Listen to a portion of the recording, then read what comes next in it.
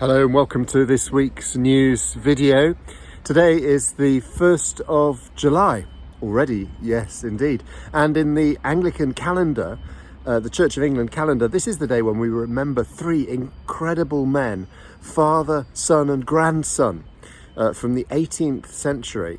Their names were Henry and then John and Henry Venn. An extraordinary family.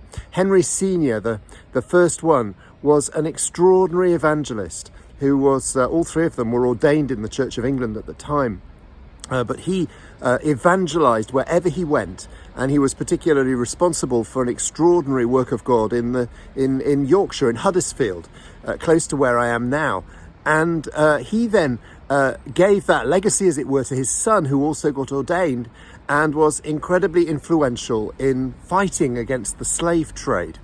He was also at the heart of a revival, a work of God in his time, and as the vicar in a church in Clapham, influenced around him people for God.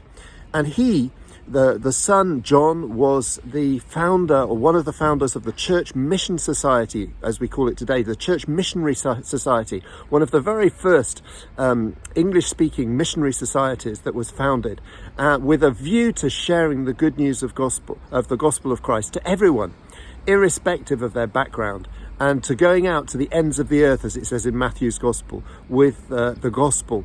Now, his son, another Henry, then became for more than 30 years General Secretary of the Church Missionary Society, and he was instrumental in encouraging churches to be founded and planted that would be self-governing, that would be self-financing, and, as they said, self-expanding, self-propagating. In other words, very similar to today's church planting movement, which seeks to plant churches that have the potential to grow into autonomous individual churches that then plant again.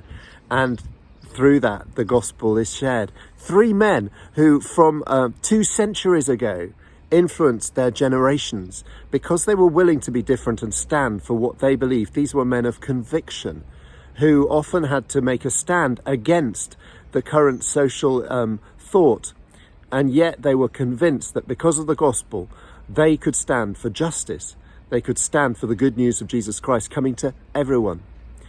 Well, this weekend, as we come to worship together again on Sunday morning, we continue our series on Daniel, who in a very different context was another person who stood for what was right.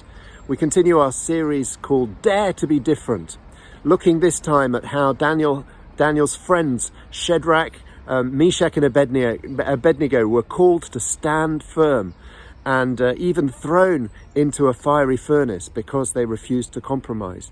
What a reminder to us of the challenge to be faithful to Christ until the end of our lives, as we say in the baptism service. So we'll be looking at that this Sunday morning. And of course, we continue with French Connect and create opportunities for us to root ourselves afresh in God, worshipping with his people and being renewed by his Spirit. Well, as we wait, I wish you a great day and a really good weekend, and look forward to seeing you on Sunday. Have a great day. Bye-bye.